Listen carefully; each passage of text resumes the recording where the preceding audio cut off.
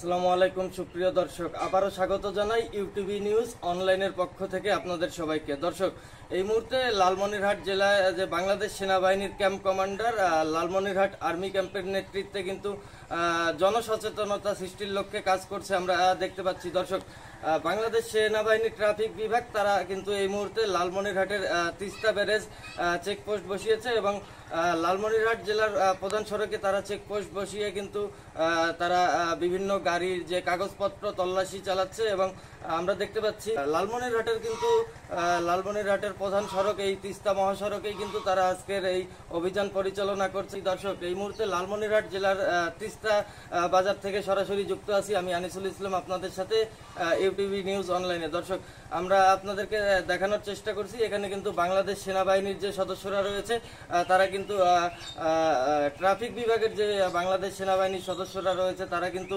এখানে কাজ করছে। এখানকার যে লালমনিরহাট জেলার ক্যাম্প কমান্ডার রয়েছে তিনিও কিন্তু এখানে নিজে উপস্থিত থেকে কিন্তু তার নেতৃত্বেই কিন্তু আজকের এই চেকপোস্ট বসিয়ে লালমনিরহাটের যে তিস্তা বাজার রয়েছে সেখানে কিন্তু তারা একটি অভিযান পরিচালনা করছে এবং গাড়ির হেলমেট কাগজপত্র, বৈধ কাগজপত্র এবং হেলমেট তারা সচেতন করছেন সাধারণ মানুষকে। দর্শক, আমরা দেখতে পাচ্ছি বাংলাদেশ সেনাবাহিনী এর ট্রাফিক ব্যবস্থাপনায় কিন্তু এবার স্বস্তির যাত্রায় নারীর টানে ঘরে ফিরেছেন সাধারণ মানুষ।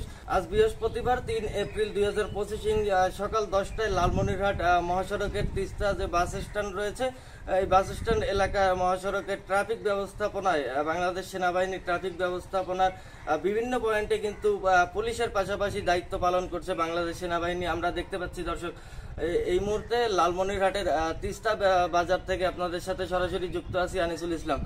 দর্শক, আপনাদেরকে আরো একবার জানিয়ে রাখি যে লালমনিরহাট যে ক্যাম্প কমান্ডার রয়েছে, লালমনিরহাট আর্মি ক্যাম্পের যে ক্যাম্প কমান্ডার রয়েছে তার নেতৃত্বেই কিন্তু আজকের এই অভিযান পরিচালনা করা হচ্ছে লালমনিরহাটের তিস্তা বাজারে। লালমনিরহাটে সেনাবাহিনী ক্যাম্পের কমান্ডারের নেতৃত্বে 24 ঘন্টায় কিন্তু লালমনিরহাটের মানুষের নিরাপত্তা নিশ্চিতের লক্ষ্যে বাংলাদেশ সেনাবাহিনী কর্তৃক ট্রাফিক কন্ট্রোল ও নিরাপত্তা চেকপোস্ট জেলাব্যাপী কিন্তু এই কার্যক্রম চলছে লালমনিরহাটে। আজ বৃহস্পতিবার সকাল 12 ঘটিকায় কিন্তু লালমনিরহাটের যে তিস্তা বাজার রয়েছে সেই তিস্তা বাজারে কিন্তু সেনাবাহিনী যানজটের চাপের কারণে কিন্তু কোনো যেন দুর্ঘটনা না ঘটে সেই জন্য কিন্তু জনসচেতনতার লক্ষ্যে কিন্তু বাংলাদেশ সেনাবাহিনীর যে লালমনিরহাট জেলার যে ক্যাম্প কমান্ডার রয়েছে এই ক্যাম্প কমান্ডার কিন্তু নিজে উপস্থিত থেকে কাজ করছে। আমরা আপনাদেরকে সরাসরি দেখানোর চেষ্টা করছি। দর্শক, আপনারা দেখছেন এই মুহূর্তে আমরা দেখতে পাচ্ছি যে লালমনিরহাটের এই তিস্তা বাজারে কিন্তু সেনাবাহিনীর সদস্যরা লালমনিরহাট যে ক্যাম্প কমান্ডার রয়েছে তার নেতৃত্বেই কিন্তু বাংলাদেশ সেনাবাহিনীর সদস্যরা এখানে গাড়ির কাগজপত্র, হেলমেট এবং বৈধ কাগজপত্র গাড়ির চেকপোস্ট বসিয়ে চেক করছেন এবং যদি কারো কাছে বৈধ কাগজপত্র না থাকে তাদের বিরুদ্ধে কিন্তু আইনানুগ ব্যবস্থা গ্রহণ করা হচ্ছে। দর্শক, এই মুহূর্তে ইউটিভি নিউজ অনলাইনে আপনাদের সাথে সরাসরি যুক্ত আছি লালমনিরহাটের তিস্তা বাজার থেকে আমি আনিসুল ইসলাম রাজীব, ইউটিভি নিউজ অনলাইনে। দর্শক, সেনাবাহিনী কিন্তু সারা দেশে আইন শৃঙ্খলা পরিস্থিতির যাতে অবনতি না ঘটে এর জন্য কিন্তু নিরলস পরিশ্রম করে যাচ্ছে আমরা যেমনটা দেখতে পাচ্ছি। দর্শক, আমরা সেনাবাহিনীর একাধিক সদস্যের সাথে কথা বলে যেমনটা জানতে পেরেছি এই বছর পরিবার পরিজন ছাড়া মানুষের যান ও মালের নিরাপত্তার স্বার্থে কিন্তু ঈদ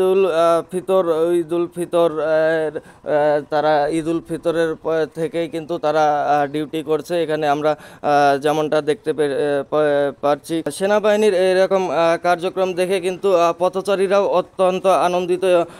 ঈদ পূর্ববর্তী ও পরবর্তী মানুষের দুর্ভোগ কমাতে সেনাবাহিনী গত 28শে মার্চ থেকে শুরু করে আগামী আগামী 4 এপ্রিল পর্যন্ত কিন্তু এই কার্যক্রম অব্যাহত থাকবে বলে আমাদেরকে জানিয়েছেন যে লালমনিরহাটের ক্যাম্প কমান্ডার রয়েছে।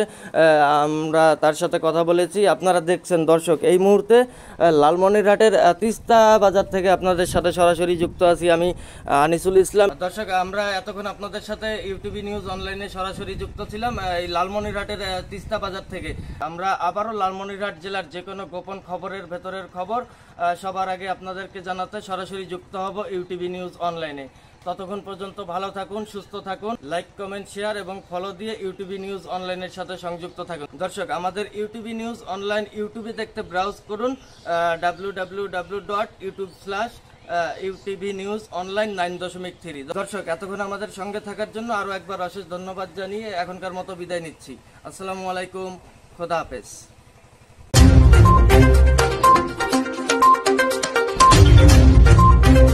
আমরা সবাই বারিন্দার খার হয়েছি, আমরা তাগর লোকে পারি না, আমরা খার হয়ে গেছি। আমার ভাই মারি খাইতেছে, পরে আমার এক ধাক্কা দিচ্ছে, ধাক্কা দেখাইরা পরে আন্দিস মান্দিস আপনার বাড়ি শুরু লাগাই দিচ্ছে আর বিছানি শুরু লাগাই দিচ্ছে।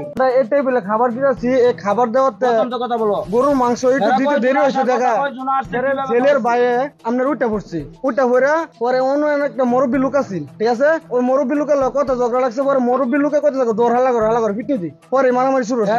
আমি ঘরে আসছিলাম, যখন তারা কথা কাটাকাটি করতেছে তখন আমি আইসি বাইরে, আমার লগে লগে তারা সবাই জাপটা মেরে ধরে লাগছে।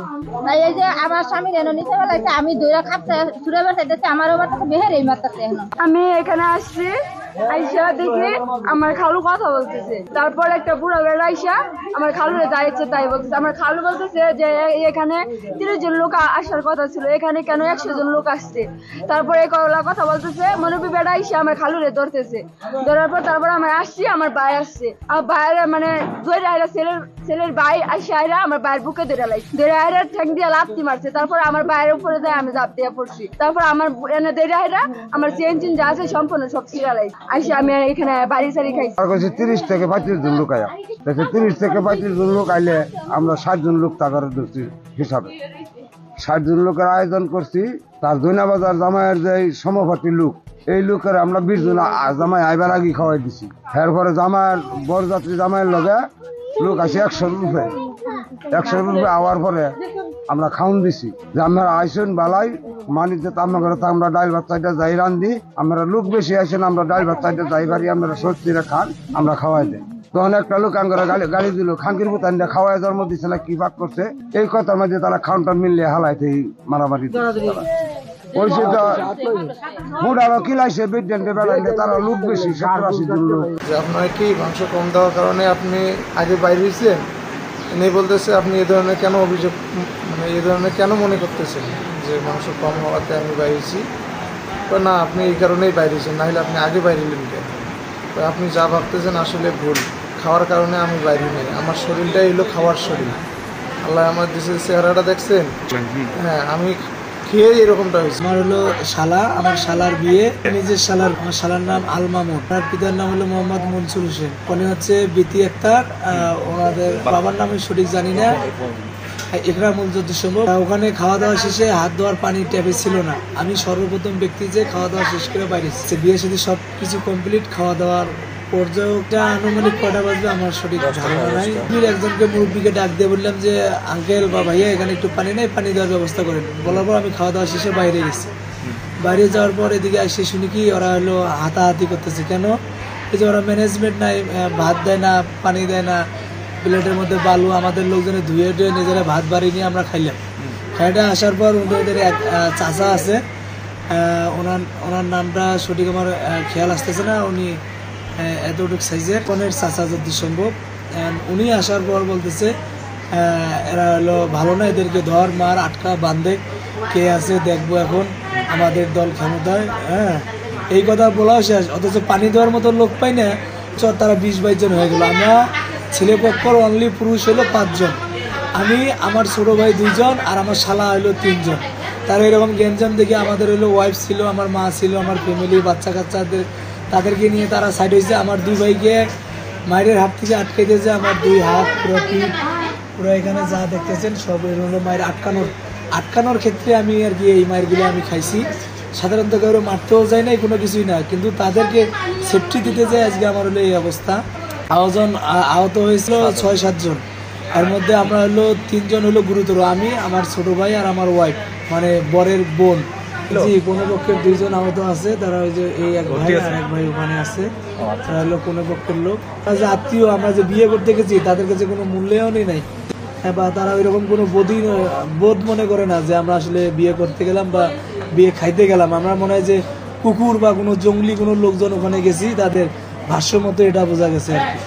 না, থানায় অভিযোগ করতে পারি নাই, আপনার মাধ্যমে আমি অভিযোগ করলাম। থানায় যদি কোনো ভালো পরিচিত লোক, আমি গেলে অবশ্যই হইতো। আমরা গেছি আরেকটাই, এখানে লেট ছিল, এটা আমাদের ফল্ট ছিল, কিন্তু যাওয়ার পরবর্তী পর্যায়ে সব কিছুই ঠিকঠাক ছিল। পরিবেশনের সময় ওনাদের লোক ছিল 2 জন। পরিবেশনের সময় একটা বিয়ের বাড়িতে পরিবেশনে মাত্র 2 জন লোক ব্যবহার করছে, আর কোনো লোক ছিল না। প্লেটগুলো ময়লা ছিল, অনেকে অভিযোগ করতেছে যে প্লেটগুলো ময়লা, ধুলাবালিতে ভরা, এগুলোতে খাওয়া যাবে না। তারপর আমরা বললাম কি আমরা মানে নিজেরাই ধুয়ে ম্যানেজ করে নিয়েছি। খাওয়া দাওয়ার শেষ পর্যায়ে বরের আমি আগে বাইরেছি, আমার সঙ্গে আরেকজন বাইরেছি, পরে বর বাইরেছি, 3 জন লোক বাইরেছি। এরপরে আর 2 জন আমার ভাই বাইরেছি, ওরা ওখানকার আর কি চাচাতো ভাই, যিনি আর কি শুরু থেকে রাত ব্যবহার করেছিল, এই যে দেরি হওয়ার কারণে অন্যান্য কারণে রাত ব্যবহার যিনি করেছিল, উনি এসে ওনারা জিজ্ঞেস করছেন যে আপনার কি মাংস কম দেওয়ার কারণে আপনি আগে বাইরেছেন। উনি বলতেছে আপনি এ ধরনের কেন অভিযোগ, মানে এই ধরনের কেন মনে করতেছেন যে মাংস কম হওয়াতে আমি বাইরেছি। না, আপনি এই কারণেই বাইরেছেন, নাহলে আপনি আগে বাইরেলেন কেন। আপনি যা ভাবতেছেন আসলে ভুল, খাওয়ার কারণে আমি বাইরে নেই, আমার শরীরটাই হলো খাওয়ার শরীর।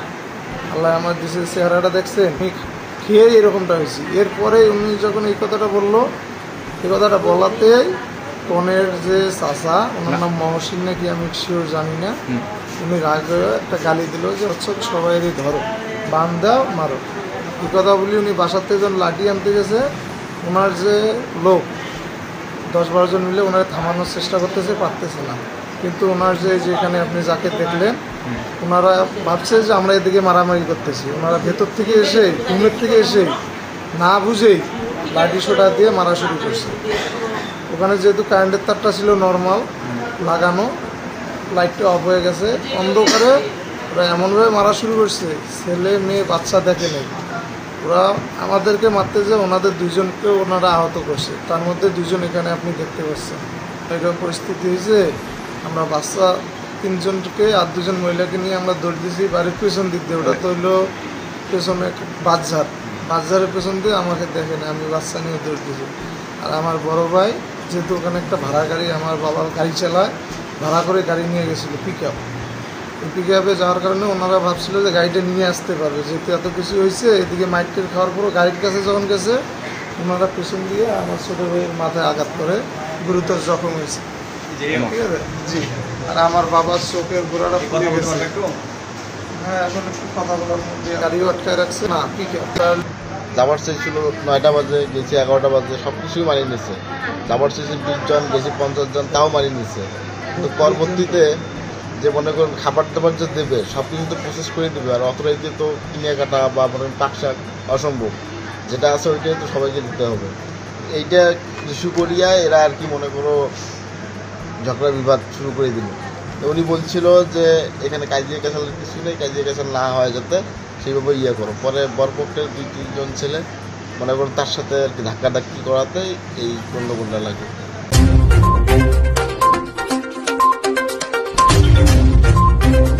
এই লালমনিরহাট মিশন মোড়ের চত্বরে আমরাও সেই আন্দোলনের সাথে ছিলাম। আমরা হাসিনা সরকারের পদত্যাগের দাবিতে গত 3রা আগস্ট সারা দেশে যে বিক্ষোভ সমাবেশ অনুষ্ঠিত হয়েছিল, আমরা মিশন মোড় চত্বরে বাংলাদেশের কমিউনিস্ট পার্টি, আমরা যে 24-এর চেতনার কথা উল্লেখ করছি, সেই আকাঙ্ক্ষা আজকে ভ্রুণ্ঠিত হচ্ছে। বৈষম্য বিরোধী ছাত্র আন্দোলনের নামে যে নাগরিক কমিটি, যে নাগরিক পার্টি গঠিত হয়েছে, নাগরিক পার্টির সার্জিদ আলম কি বললেন?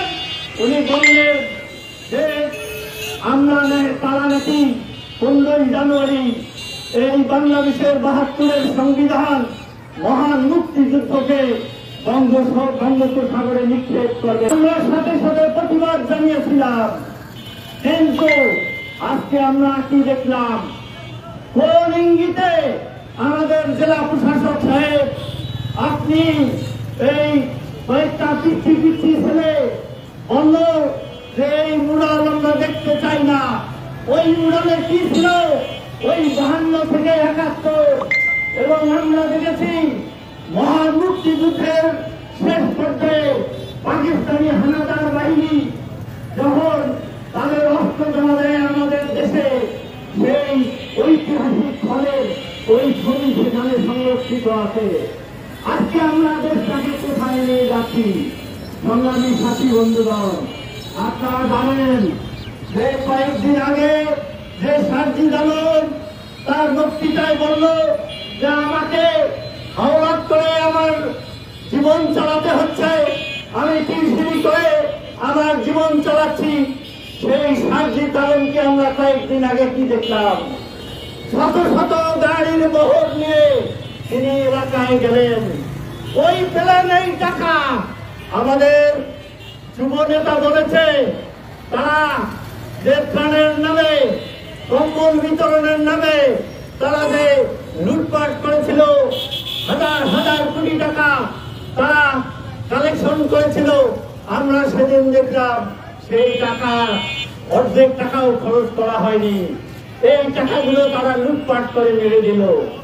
আমরা যে ফ্যাসিস্ট সরকারের বিরুদ্ধে আন্দোলন করলাম, আবার যদি আরেকটি ফ্যাসিস্ট সরকার প্রতিষ্ঠা হয় তাহলে আমরা সেই তো 24-এর চেতনায় তো সেটা ছিল না। সংগ্রামী সাথী বন্ধুগণ, আমরা কয়েকদিন আগে দেখলাম যে আমাদের এই ঈদের আগে গার্মেন্টস শ্রমিকরা ঢাকায় শ্রম ভবনের সামনে তারা খিদার জ্বালায় তারা প্রতিবাদ করলো। সেই প্রতিবাদে একজন ছাত্র নেতাকে হেনস্থা করা হলো, অ্যারেস্ট করা হলো। সেই প্রতিবাদটা কি ছিল আপনারা জানেন? যে বাংলাদেশে গার্মেন্টস কারখানা হলো 9695টি। এই 9695টি গার্মেন্টসের মধ্যে আপনার জানুয়ারি থেকে মার্চ মাসের বেতন দিতে পারে নাই 7224টি গার্মেন্টসের মালিক। কিন্তু আমরা কি দেখলাম, যখন বাংলাদেশে জুলাই আন্দোলন চলতেছিল ওই সময় বিকেএমই এর যে সভাপতি, ওই শিল্পপতি হাতেম আলী, উনি শেখ হাসিনার কাছে জানিয়ে যে ওনারা বলেছিলেন বিকেএমই এর পক্ষ থেকে যে এই আন্দোলন 24-এর আন্দোলন যে কোনো ভাবেই পরাস্ত করতে হবে। কিন্তু আমরা কি দেখলাম, ওই সার্জিদ আলম, ওই আক্তার হোসেন তারা প্রকাশ্যে 50 লক্ষ টাকা চাঁদা নিল ওই হাতেম আলীর কাছ থেকে। তার তালে যে ফ্যাসিজমের বিরুদ্ধে আমরা কমিউনিস্ট পার্টি সহ এই দেশের প্রগতিশীল আন্দোলনের নেতা নেত্রী সহ বাংলাদেশের আপামর ছাত্র জনতা আন্দোলন করে এই বিগত হাসিনা সরকারকে পদত্যাগে বাধ্য করিয়েছিল। সেই হাসিনা সরকারের যদি পুনরাবৃত্তি ঘটে, আমরা সেই আকাঙ্ক্ষার জন্য তো আমরা আন্দোলন করি নাই। সেই কারণে আজকে আমাদের এই সংক্ষিপ্ত সমাবেশের মধ্য দিয়ে জানিয়ে দিতে চাই, 71-72-এর সংবিধান, আমাদের জাতীয় পতাকার প্রশ্নে কোনো আপোষ নাই। এই সরকার যদি এই বিষয়গুলোর উপর আপোষ করে, আমরা প্রয়োজনে এই ইউনূস সরকারের বিরুদ্ধে আন্দোলন গড়ে তুলতে বাধ্য হব। আমরা এই সমাবেশের মধ্য দিয়ে ইউনূস সরকারকে জানাতে চাই, আজকে আপনার নেতৃত্বে আপনি যে দল গঠন করছেন, ওই কিংস পার্টি গঠন করছেন, ওই নাগরিক পার্টি গঠন করছেন, সেই আশা আপনার কখনোই পূরণ হবে না। আমরা এই সমাবেশের মধ্য দিয়ে দাবি জানাতে চাই, অতি সত্বর আপনি একটি অন্তর্বর্তীকালীন সরকারে আছেন, আপনি আগামী ডিসেম্বরের মধ্যে একটি নির্বাচন দিয়ে পদত্যাগ করবেন এই আশাবাদ ব্যক্ত করে আমি আমার সংক্ষিপ্ত যে আমরা জাতীয় সংসদ থেকে বলেছি তোমরা যদি সাধারণ মানুষের উপর গুলি চালাও, কোন নির্যাতন করো, তাহলে ওইটা জাতীয় সংঘের পেশ করে শান্তি বাহিনীতে তোমাদেরকে নেওয়া হবে না। সে কারণে ওরা এই যে একটা দেশের যে রাষ্ট্র ক্ষমতায় আছে, যারা জনগণের চাকরি করে, সেনাবাহিনী হোক বা প্রশাসনের অন্য যে কোনো প্রশাসনের লোক হোক, তাদেরকে কথা শুনতে হবে। কিন্তু আমরা দেখলাম যে না, ওই যে ভলগার তুর্কের যে কথা, সেখানে যে মেটিকুলাস প্ল্যানিং, সেই প্ল্যানিং অনুযায়ী দেখা গেছে যে তারা ওই একটা নির্দেশনার জন্য আজকে যে ওয়াকারুজ্জামানরা কোনো কথা শুনে নাই, যার ফলে ওই সরকারের পতন হয়েছে। এটা হচ্ছে তাদের দাবি। সুতরাং এই দেশটাকে আজকে কি করতে চায়, এটা নাকি আমাদের যে সংবিধান রচিত হয়েছিল ৭২ সালে, অনেক জ্ঞানী গুণী বুদ্ধিজীবী যে সমস্ত কি সংবিধান বিশেষজ্ঞ, তাদের সমন্বয়ে এটা করেছিল। ডক্টর কামাল, সে আমিরুল ইসলাম, তারপর গুপ্ত, এই সমস্ত বিখ্যাত ব্যক্তিদের দ্বারা সেই সংবিধান রচিত হয়েছিল। আর আলী রিয়াজের মতো একটা বিদেশি লোক যে বাইরে চাকরি করে, সেই চাকরি করা লোকটা এসে সে বলছে যে সংবিধান পরিবর্তন করবে, সংশোধন করবে, এবং আস্তার করছে এটা নাকি একটা গার্বেজ, একটা নাকি আবর্জনা। যার জন্ম হয়নি তখন, তার বাবাও হয়তো জন্ম হয়নি সেদিন। আর সেই আমাদের দেশের এত রক্তের বিনিময়ে অর্জিত যে স্বাধীনতা, সেই স্বাধীনতার সঙ্গে হচ্ছে আমাদের সংবিধান। সেই সংবিধানকে তারা আজকে গার্বেজ খোলার ধৃষ্টতা পায়। দুর্ভাগ্যজনক হলে সত্য যে আমাদের এখান থেকে যে সমস্ত অস্ত্র জেলখানা খালি করা হয়ে গেল, জেলখানার থেকে সন্ত্রাসীদের, জঙ্গিদেরকে বের করে নিয়ে যাওয়া হলো। আজ পর্যন্ত সরকার শুধুমাত্র এই যে সংস্কার বলছে, সংস্কার বলতে কি বোঝায় আমি জানি না, কিন্তু যারা জেলখানার মধ্যে ছিল, যারা জঙ্গিরা ছিল, তাদেরকে ধরা হচ্ছে না। আরো বড় ব্যাপার হচ্ছে যে তারা যে অস্ত্র লুট করলো, সেই অস্ত্র লুটের ব্যাপারে কোনো কিছু ব্যবস্থা নেওয়া হয় নাই। দুর্ভাগ্যজনক হলেও সত্য যে বঙ্গবন্ধু হত্যার পর যেটা হয়েছিল, তখন ইন্ডিয়ানকে দেওয়া হয়েছিল। এবারও তাই আইনমন্ত্রী আসিফ নজরুল বলেছেন যে এই সময়ের মধ্যে যে সমস্ত হত্যাকাণ্ড ৫ আগস্টের পরবর্তী আগস্টের যে সমস্ত হত্যাকাণ্ড ধ্বংসযজ্ঞ হয়েছে, সেটার কোনো বিচার হবে না, সেটার কোনো মামলা হবে না। তাহলে যে সমস্ত পুলিশ ভাই যারা আইনের কাজ করেছে, তাদের দায়িত্ব পালন করতে গেছে, সেই সমস্ত পুলিশকে হত্যা করা হলো। ৪৫০ বেশি থানাকে এটা তুলে দেওয়া হলো, এটা ভাঙচুর করা হলো, অস্ত্র নিয়ে যাওয়া হলো। এই অস্ত্রগুলো উদ্ধার করার ব্যাপারে এই সরকারের কোন প্রচেষ্টা নাই। এবং শুধু তাই নয়, এই সরকার গঠনের মাত্র 11 দিনের মাথায় পাকিস্তান থেকে এখানে কয়েকটা কয়েকটা বেরিয়ে আসলো। ওখানে কোন কোন অস্ত্র আসলো, কি আসলো, সেটা সরকার এ পর্যন্ত ওইভাবে ঘোষণা করে নাই। ওরা বলে যে মুরগির খাবার আসছে। আরে বাবা, মুরগির খাবার আর জলমাই চুন এই সমস্ত নাকি নিয়ে আসছে, এটা তোমরা দেখাও। এটা যারা কাস্টম আছে, কাস্টমের কিনে আসছে কোথায় না, পাকিস্তান বানাবার একটা পায়তরা, কনফেডারেশন করার পায়তরা চলছে।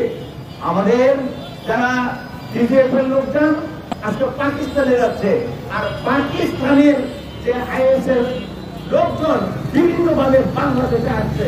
তার মানে এই যে বাংলাদেশ, এই বাংলাদেশ কি বাংলাদেশ আছে নাকি শুধুমাত্র খরচটা আছে?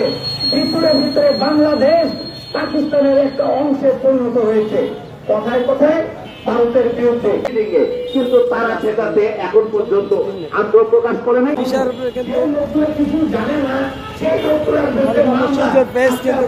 দেখানোর চেষ্টা করে, আমরা দেখাচ্ছি সরাসরি। তাদেরকে আত্মগোপন করে রাখা হয়েছে।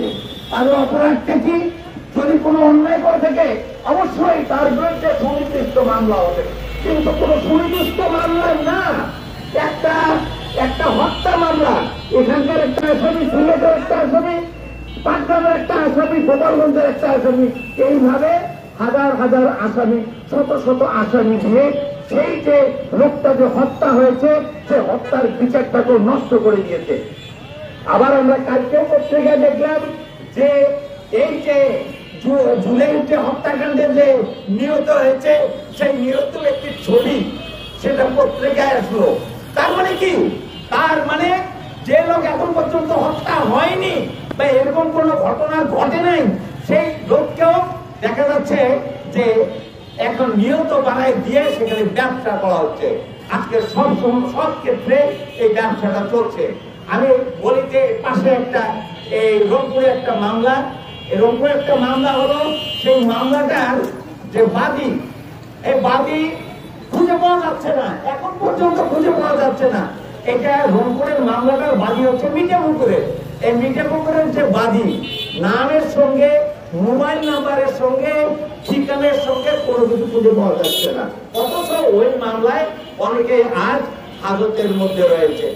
মানুষের ভিতরে যে ক্ষোভের সঞ্চার হয়েছে, আমি ডক্টর ইউনূসকে বলতে চাই যে এরা যে আজকে নতুন ভাবে বলা শুরু করে দিয়েছে, সার্জিদের মতো ছেলে 5 বছর ইউনূসকে ক্ষমতায় রাখতে হবে।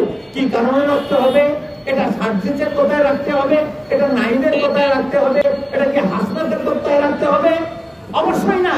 এদেশের জনগণ যদি চায় তাহলে সে আজীবন ডক্টর ইউনূস এদেশের ক্ষমতায় থাকবে, কিন্তু এদেশের যদি জনগণ না চায় শুধু সার্জিদের কোথায় হতে পারে না। যে সার্জিস এর আগের ঈদে তার পকেটে 2000 টাকা ছিল না, সে বাসের হ্যান্ডেল ধরে বাড়িতে ফিরে, সেই সার্জিস এবারে সৈয়দপুর থেকে নেমে 100টা গাড়িতে করে সে বাড়িতে যায়। আমরা এটাও দেখছি অন্যান্য যে সমস্ত এই আজকে যারা এনসিপি মানে জাতীয়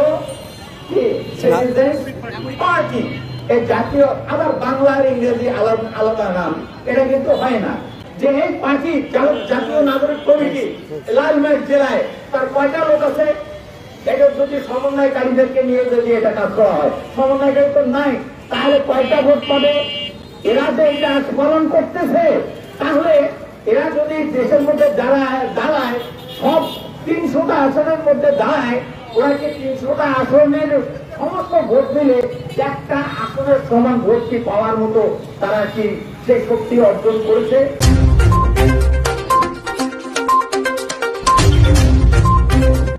এই আমি পুলিশের লোক বাইরে, কে রে? এই দেখা যাচ্ছে তোমাকে, এই বাইরে, এই আমি পুলিশের লোক বাইরে। এই যেখানে লাইট মারেন, দেখা যায় কিছু না, ঠিক আছে? লাইট মারবেন। আমরা এখন থেকে কি করব? ছেলে মেয়েকে বলবো, ভাবিকে বলবো, বাসায় যখন আসবো মোটরসাইকেলটা আমার মাথায় তুলে দিবা। আপনার বাঁচা দরকার আছে, এখন আপনি ইয়াং, ঠিক কিনা?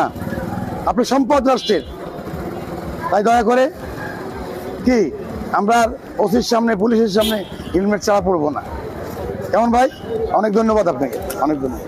আমি যখন এখানে আসলাম আমি শুধু একটা ঘোষণা দিলাম, জাল টাকা নিয়ে বহু লোক অবস্থান করছে, আপনারা ক্রেতা বিক্রেতা সাবধান। আমি যখন একবার হুঁশিয়ার করলাম যে পকেট মাররা থাকতে পারে, আপনারা সবার পকেটের দিকে লক্ষ্য রাখেন। আমি তখন বললাম এই যে এখানে বাজারের মধ্যে এমন একটা গ্রুপ আসতে পারে, তারা নিজেরা মারামারি করে দোকানপাটে লুটপাট করতে পারে। আমি এই হুঁশিয়ারি করার সঙ্গে সঙ্গে বাজারের সমস্ত লোক ফাঁকা হয়ে গেল, পকেট মার চটকে পড়লো। আপনি এই বাজারের মধ্যে আজকে সারাদিনে নিশ্চয়ই এমন কোনো সংবাদ পান নাই কেউ জাল টাকা নিয়ে কোনো দোকানে ঢুকেছে, কেউ কারো পকেট মেরেছে, কোনো সমস্যা সৃষ্টি হয়েছে। এছাড়া আমি মোটরসাইকেলে যারা আরোহী আছে তাদেরকে সতর্ক করতেছি। আমার মনে হচ্ছে অনেক মোটরসাইকেল এখন ইদানিং আবার শুরু হয়েছে, বুঝতে পেরেছেন? এর জন্য আমি সতর্ক করে চলছি এবং এটা অপরাধ প্রতিরোধের অংশ হিসাবে আমি করছি। কিচ্ছু করবো না, আমি বলছি কিছু করবো না। এক পাশে দাঁড়ান, সবাই এক পাশে দাঁড়ান, কিচ্ছু করবো না আমি। আপনি রাস্তা এক সাইডে দাঁড়ান। ভাই আমি লালমনিরহাট সদর থানার ওসি, একটু এদিকে তাকান, সবাই একটু এদিকে আসেন। না নামতে হবে না, আপনি যেখানে এখানে থাকেন, এত সম্মান দরকার নাই। ভাইজান আমি সম্পদ না, আপনারা সম্পদ। আপনারা সম্পদ কেন? আপনারা যুবক আর আমি বৃদ্ধ। আমি চলে গেলে রাষ্ট্রের তেমন ক্ষতি হবে না, কিন্তু আপনারা চলে গেলে রাষ্ট্রের ক্ষতি হবে। ভাই একটা কথা আপনাদেরকে বলি যে অ্যাক্সিডেন্ট প্রতিদিন হয় না, অ্যাক্সিডেন্ট একদিন হয় ভাই। আপনারা যদি অ্যাক্সিডেন্ট হন, আপনি যদি আল্লাহ না করুক মারা যান, আপনার হাত পা ভেঙে যায়, আমি কানবো নাকি আপনাদের পরিবার কানবে? আপনার মা কানবে, আপনার স্ত্রী কানবে। আপনারা কি মা বাবা কান্না করতে চান? ছেলে মেয়েকে কান্না করতে চান? তাহলে এখন থেকে আমরা কি করবো? Sure sure. ধন্যবাদ। শুনুন, আমরা এখানে অলরেডি পোশাকের পুলিশ, নিয়মিত পুলিশ, অতিরিক্ত পুলিশ নিয়োগ করেছি। এছাড়া আমরা সিভিলি পুলিশ নিয়োগ করেছি। আমাদের ডিএসবি, ডিবি প্রত্যেকটা টিম এখানে পুলিশ সুপারের নির্দেশে কর্মরত রয়েছে এখানে। এই জন্যে এবং যাত্রীরা যেন নিরাপদে বাড়ি যেতে পারে এই জন্য আমরা সাকুয়া, নিজপাড়া, আপনার কুলারঘাট, আপনার মুস্তাফি, বড়বাড়ি সব জায়গায় আমরা রাত্রি এবং দিনে 24 ঘন্টা পুলিশ চেকপোস্ট নিয়োগ করেছি। তাই ইনশাল্লাহ আশা করি কোনো ধরনের সমস্যা হওয়ার কথা। আমি ওসি লালমনিরহাট সদর বলছি। এক নম্বর আপনারা 3 জন উঠেছেন মোটরসাইকেলে, কোনো আপত্তি নাই। ঈদে আরো 4 জন ওঠেন, কিন্তু কথা হচ্ছে যে আপনার মাথায় হেলমেট নাই, দেশের আইন লঙ্ঘন করছেন, তাও আমার আপত্তি নাই, আমি ঈদে ধরবো না। কিন্তু কথা হচ্ছে এই গাড়ি অ্যাক্সিডেন্ট হলে কে কানবে? আমার মা কানবে না আপনার মা কানবে? আপনার মাকে কতদিন কানাতে চান আপনি? তাহলে কি করবেন? শিওর। ধন্যবাদ। এই যে আমরা হেলমেট ছাড়া চালালাম, এটা দেশের আইন লঙ্ঘন করলাম। 3 জন উঠছেন, তাও আপত্তি নাই, কারণ বন্ধুরা উঠছেন, ঈদে একটু দৌড়বেন। কিন্তু হেলমেট ছাড়া চালানোর কারণে যদি অ্যাক্সিডেন্ট হয়, কার মা কানবে? আপনার মাকে আপনি কতদিন কাঁদাবেন? হ্যাঁ, আর কি কান্না করাবেন? তাহলে কি এখন থেকে কি বলবো? হেলমেট ছাড়া আর গাড়ি উঠবো না, ঠিক কিনা? হ্যাঁ, আমি ওসি লালমনিরহাট সদর থানা। ধন্যবাদ। ভাই, গাড়ি চালাবেন, কারো কোনো কিছু খাবার খাবেন না অচেনা লোকের। আপনি গাড়িটা নিয়ে নির্জন কোনো স্থানে যাত্রী নিয়ে যাবেন না। বেশি টাকার লোভে এমন জায়গায় যাবেন যেখানে আপনি ক্ষতিগ্রস্ত হবেন। তাই দেখে চিনতে গাড়ি চালাবেন, বুঝে শুনে গাড়ি চালাবেন। ধন্যবাদ। কথাগুলো শুনছেন তো? পিছনে কে? ওয়াইফ। এবার ভাবির কাছে আমার আবেদন, বা বোনের কাছে আমার আবেদন, এই মোটরসাইকেল চালাইয়া যদি অ্যাক্সিডেন্ট হয় হেলমেট বিহীন অবস্থায়, আমি কানবো না আপনি কানবেন? আপনি কানবেন। তাহলে আপনি কানলে এনারা কি করতে হবে? হেলমেট ছাড়া মোটরসাইকেল চালাতে দেওয়া যাবে? দেশের আইন বাদ দেন। তাহলে আমি ওসি লালমনিরহাট সদর বলছি, তাহলে এখন থেকে কি হবে? বের হবে না? শিওর। ধন্যবাদ। মুরব্বী, আমরা আপনাদের কাছে শিখবো, আমরা আপনাদেরকে অনুসরণ করব। মোটরসাইকেল যদি হেলমেট ছাড়া চালান অপরাধ, ঠিক কিনা? এদেশের আপনারা সম্পদ, আপনারা ইয়াং, আর আমি কি? আমি বৃদ্ধ। অ্যাক্সিডেন্ট যদি হন, কে কানবে? আমার মা না আপনার মা? আমার স্ত্রী না আপনার স্ত্রী? তাই আমরা হেলমেটটা লাগাতে হবে। কি লাগাতে হবে? কি বলেন? তাহলে কি এখন থেকে আমাদের আবেদন হলো কি, আমরা এখন থেকে আর হেলমেট বিহীন গাড়ি চালাবো না, ঠিক আছে? ভাই, অ্যাক্সিডেন্ট হলে কে কানবে? আমার মা না আপনার মা? কার মা কানবে? ভাই, হেলমেট ছাড়া আর আমরা গাড়ি চালাবো না। শুধু আমি নয়, আমি আমার ছেলেকে হেলমেট ছাড়া গাড়ি চালাতে দিব না। ঠিক আছে, ধন্যবাদ। হেলমেট না পরা কি অপরাধ? তাহলে এখন থেকে আমরা হেলমেট পরবো। ভাবি, আমি ওসি লালমনিরহাট সদর, আমার আবেদন, ভাইয়ের যদি কোনো অ্যাক্সিডেন্ট হয় কে কানবে? আমি না আপনি? আপনি কানবেন। তাহলে হেলমেট ছাড়া মোটরসাইকেল চালানো যাবে না। কি বলেন? ঘর থেকে যখন বাইরে হবে তখনই আমরা হেলমেট ধরিয়ে দিব, ঠিক আছে? কথা একটাই নাকি? হেলমেট ছাড়া মোটরসাইকেল আমাকে কে কানবে অ্যাক্সিডেন্ট হলে? আমি ওসি না আপনার মা? ঠিক আছে, হেলমেট ছাড়া আর মোটরসাইকেল চালানো ঠিক হবে না। অ্যাক্সিডেন্ট হলে কে কানবে? আপনার মা না আমার মা? আপনার পরিবার। তাহলে আপনার পরিবারকে কাঁদাতে চান আপনি? তাহলে এখন থেকে কি হবে?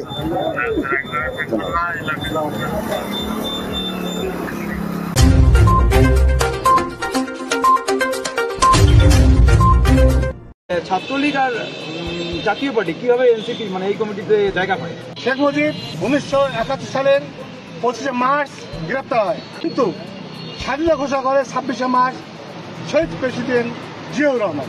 আমরা শুধু লালমনিরহাট জেলা প্রশাসনকে 48 ঘন্টার আলটিমেটাম দিয়ে এটি জানাতে চাই, যারা বাংলাদেশে আওয়ামী লীগকে পুনর্বাসন করার চেষ্টা করবে, আমরা সর্বস্তরের জনগণ, সর্বস্তরের জনতা তাদেরকে প্রতিহত করব। অতএব এই মোরালটা আমরা এখানে রাখা আমি মনে করি ব্যক্তিগতভাবে ঠিক না। মুরালটি কখনোই ৭১-এর স্বাধীনতাকে বা মুক্তিযুদ্ধকে লালন করে না। এটি বরাবরই একটি রাজনৈতিক, একটি স্বৈরশাসকের রাজনীতিকের একটি মুরাল। যারা বাংলাদেশে আওয়ামী লীগকে পুনর্বাসন করার চেষ্টা করবে, আমরা সর্বস্তরের জনগণ, সর্বস্তরের জনতা তাদেরকে প্রতিহত করব।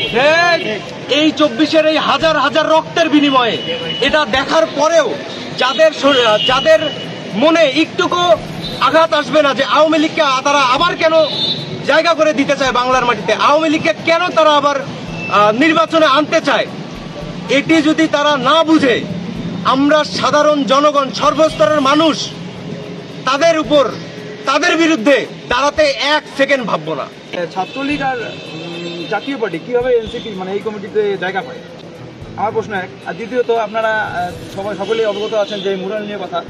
আমার মতে এই মুরালটি কখনোই ৭১-এর স্বাধীনতাকে বা মুক্তিযুদ্ধকে লালন করে না।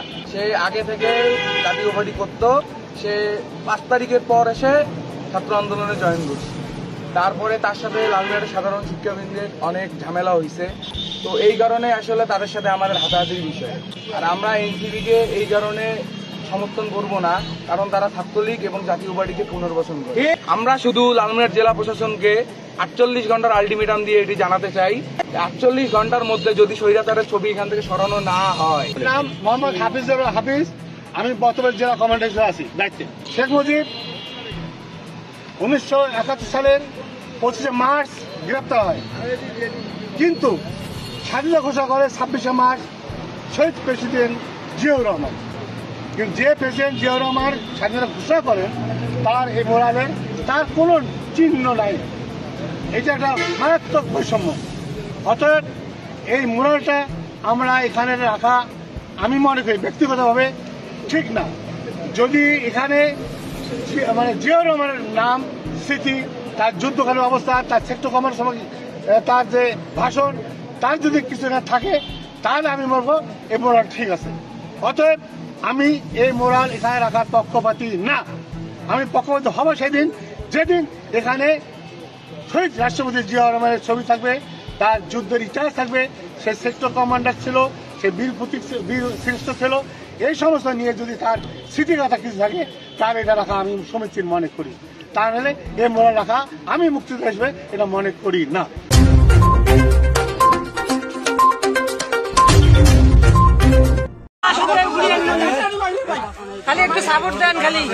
লালমনিরহাট সীমান্তে ভারতীয়দের হামলায় যুবক আহত, প্রতিবাদ জানিয়েছেন বিজিবি সদস্যরা।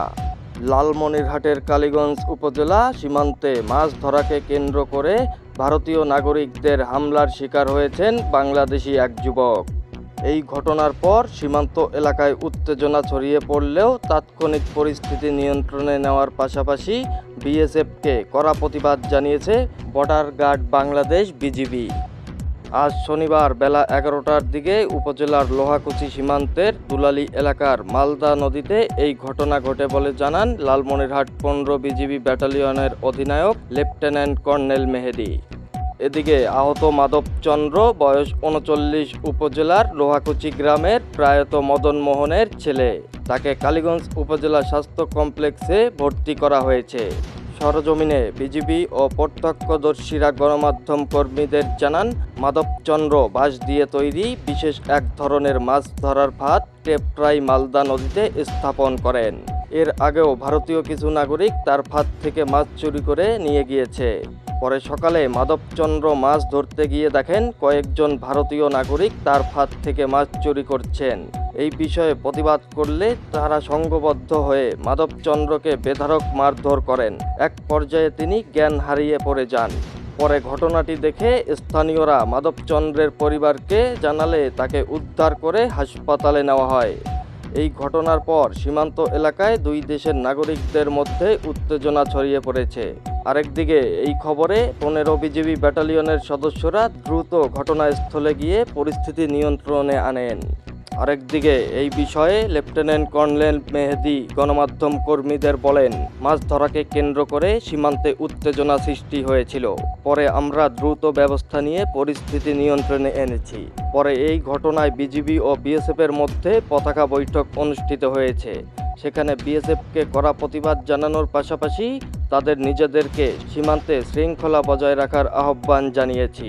এই ধরনের ঘটনা যেন পুনরায় না ঘটে সে বিষয়ে প্রয়োজনীয় পদক্ষেপ নেওয়ার কথা বলেছেন বিজিবির এই কর্মকর্তা। Anisul Rajib, UTV news desk, Lalmonirhat.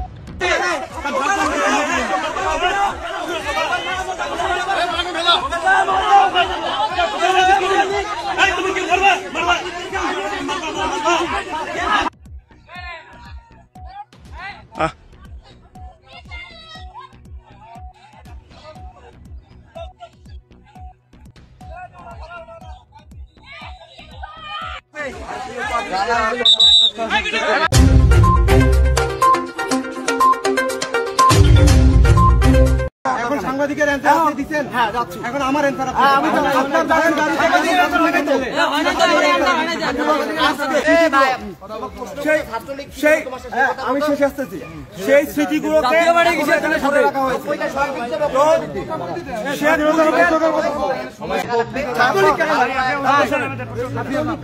এরপর আমাদের যেহেতু মুখোমুখি দাঁড় করানোর চেষ্টা করা হচ্ছে এবং আমরা সবসময় বলছি ফ্যাসিবাদের মূর্ত প্রতীক শেখ মুজিবের অস্তিত্ব যেন বাংলাদেশে না থাকে এবং আমরা সবসময় বলছি এবং বাংলাদেশে তা হয়েছে।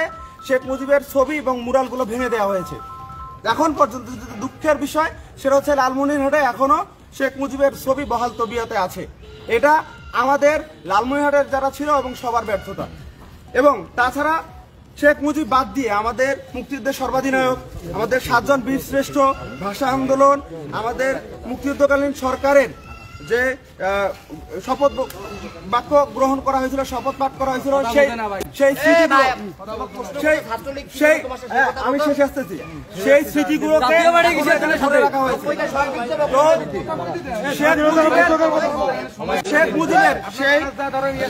শেখ মুজিবের সেই ছবি বাদ দিয়ে আমাদের তো বাকিগুলোর সাথে আমাদের কোনো মতানৈক্য করার দরকার নাই। বাকিগুলোর সাথে তো আমাদের এখন সাংবাদিকের অ্যানসার আপনি দিচ্ছেন। হ্যাঁ যাচ্ছি। এখন আমার অ্যানসার আমি তো আপনার গাড়ি থেকে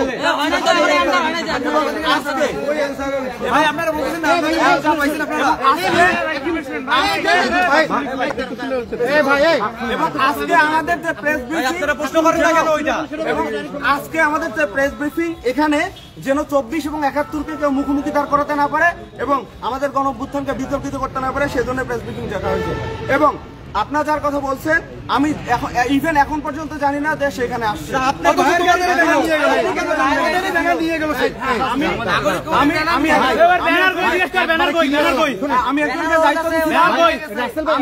ভাই শোনেন, 1 মিনিট আমাকে বলতে দেন। একবারে ক্লিয়ার একটা মেসেজ দেন। আপনি কিন্তু কথা ঘুরায় পেঁচায় বলতে বলেন যে এরা যে অভিযোগটা তুলছে সেটা যে আপনি ছাত্রলীগকে পুনর্বাসন করছেন, বিগত সরকারের লোকজনকে পুনর্বাসন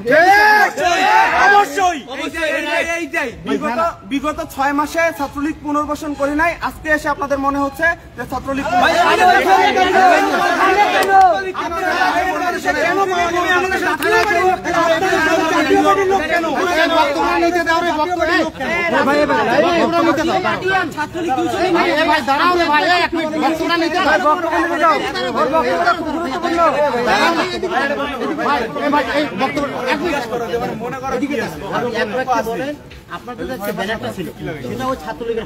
ভাই আমার কথা শুনেন। আমি এখানে আসছি, আসার পথে আমাকে জেলা প্রশাসন থেকে বলা হয়েছে যে ভাই আমরা একটু কথা বলি এবং তাদের সাথে কথা বলতে আসছি। আমি আমার এক বন্ধুকে ব্যানারের দায়িত্ব দিয়েছিলাম। এখন সে কার মাধ্যমে আনছে সেটা তো আমি জানি না। আমার এলাকা থেকে এখন শুনেন অভিযোগ করেছে ছাত্রলীগ নিয়ে আসতে, সেই ক্ষেত্রে আপনার বক্তব্য কি? ছাত্রলীগ যদি এখানে এসে থাকে এবং সে যদি গণঅভ্যুত্থানে আন্দোলনে আমাদের আপনার ভাইয়ের গাড়িতে ব্যানার হাতে নিয়ে আসছে। ভাই আপনার পোস্ট আমাদের প্রশ্নটা বুঝাতে আমি বুঝছি তো। আপনি বিগত সরকারের সময়ের লোকজনকে পুনর্বাসিত করছেন, কি করছেন এবং আওয়ামী লীগ এবং আওয়ামী লীগের দোষরদেরকে জায়গা দিবে না এবং তাদেরকে পুনর্বাসন করবে না। পাশাপাশি আজকে সে যদি দোষী হয়ে থাকে এবং গণ অভ্যুত্থানে আমাদের আন্দোলনকারীদেরকে সে যদি হতাহত করে থাকে এবং গণ অভ্যুত্থানের বিপরীতে দাঁড়িয়ে গণ অভ্যুত্থানের বিরুদ্ধে দাঁড়িয়ে আন্দোলনের বিরুদ্ধে দাঁড়িয়ে কাজ করে থাকে, তাহলে অবশ্যই তার শাস্তি হওয়া দরকার এবং শাস্তি হতে হবে। এবং মুরালটা সম্পর্কে এই শাস্তি দায়ভার কি তারাও না এবং মুরাল এই শাস্তি দায়ভার রাসেল রাও এই গণ অভ্যুত্থানে আমাদের 5ই আগস্টের পর আমরা সবসময় বলেছি ফেসিবাদের মূর্ত প্রতীক হচ্ছে শেখ মুজিবুর রহমান। তাকে এই বাংলাদেশে কোনোভাবেই তার ভাস্কর্য মুরাল রাখা যাবে না এবং বাংলাদেশের প্রত্যেকটা জায়গায় সেগুলো ধ্বংস করা হবে।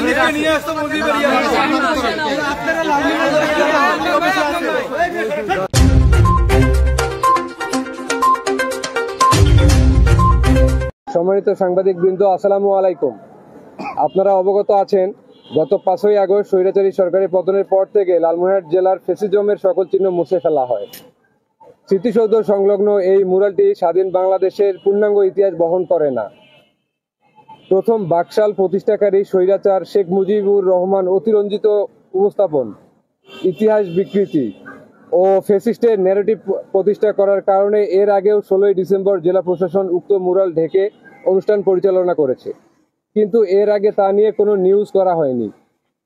বারবার একই ব্যক্তিকে হাইলাইট করা আসলে বাংলাদেশের জন্মের ইতিহাসে সকল স্টেক হোল্ডারদের এড়িয়ে যাওয়ার পায় তারা। তাই সরকারি প্রোগ্রামে উক্ত মুরালটি ঢেকে দেওয়া হয়েছে। প্রশাসনের পক্ষ থেকে 52, 71 সকল সত্য ইতিহাস অক্ষুণ্ণ রেখে কিছু অংশ ঢেকে দেওয়ার কথা বলা হয়েছে। সকল ইতিহাসকে বজায় রেখে অতিরঞ্জিত অংশ ঢাকার নির্দেশনা ছিল। প্রশাসনের কাছে মুরাল অপসারণ বা এ ধরনের কোনো নির্দেশনা না থাকায় রাষ্ট্রীয় স্থাপনার ক্ষতি এড়াতে প্রশাসন শুধু স্বৈরাচারের চিহ্ন ঢেকে দেওয়ার নির্দেশ দেয়। এরপর ইভেন্ট ম্যানেজমেন্ট তা বাস্তবায়ন করতে গিয়ে সম্পূর্ণ দেয়াল ঢেকে দেয়, যা অনাকাঙ্ক্ষিত ঘটনা। কিন্তু কিছু স্বৈরাচারের দোসর তাদের ব্যক্তিগত আক্রোশ, স্বার্থোদ্ধার ও বর্তমান সরকারের কার্যক্রমকে বিতর্কিত করার প্রয়াসে এবং আওয়ামী লীগকে পুনর্বাসনের স্বার্থে জেলা প্রশাসনের কার্যক্রমকে ভুলভাবে প্রচার করতে থাকে এবং বিদ্বেষবশত মিডিয়ায় ছড়িয়ে দেয়।